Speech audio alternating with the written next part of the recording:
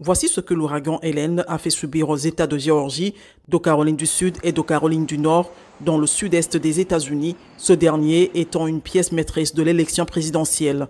Mercredi, le président Joe Biden et la vice-présidente Kamala Harris se sont rendus dans les zones touchées, en Caroline du Sud, en Caroline du Nord et elle, en Géorgie. M. Biden a annoncé qu'il déployerait jusqu'à 1000 militaires pour aider à la reconstruction. Dans un moment comme celui-ci, nous mettons la politique de côté. Du moins, nous devrions la mettre de côté. Nous sommes ici. Il n'y a pas de démocrates ou de républicains, il n'y a que des Américains. Notre travail consiste à aider le plus grand nombre de personnes possible, le plus rapidement possible et de la manière la plus complète possible. Madame Harris s'est rendue dans un centre d'opération d'urgence à Augusta, où elle a remercié les employés. Je suis ici pour vous remercier. Je sais que ce sont de longs jours pour vous. Je sais que ce sont des jours où les gens vous regardent dans les yeux pour être convaincus que tout va bien se passer.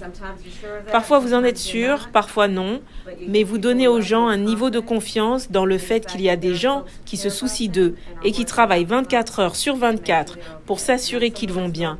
C'est l'une des tâches les plus nobles que l'on puisse accomplir. Les habitants et les organisations humanitaires affirment que la situation sur le terrain est sinistre. Les habitants du comté de Cook, en Géorgie, ont été durement touchés. La tempête elle-même a ébranlé notre communauté. De nombreuses personnes se sont retrouvées sans électricité. Le plus important, c'est qu'à la suite de tout cela, les gens perdent leur nourriture et n'ont plus accès aux produits de première nécessité. Les familles disent qu'elles n'étaient pas prêtes. Erin Derham et Matt Van Swol vivent dans la banlieue d'Asheville, en Caroline du Nord, avec leurs 3 enfants. Nous n'étions vraiment pas préparés. Je pense que personne n'a vraiment compris l'ampleur de ce qui allait arriver. Personne ne s'est préparé. M. Biden a déclaré que le gouvernement s'engage à remettre les habitants sur pied et que le coût de la tempête pourrait atteindre des milliards de dollars, ce qui signifie que le rétablissement pourrait être long et difficile.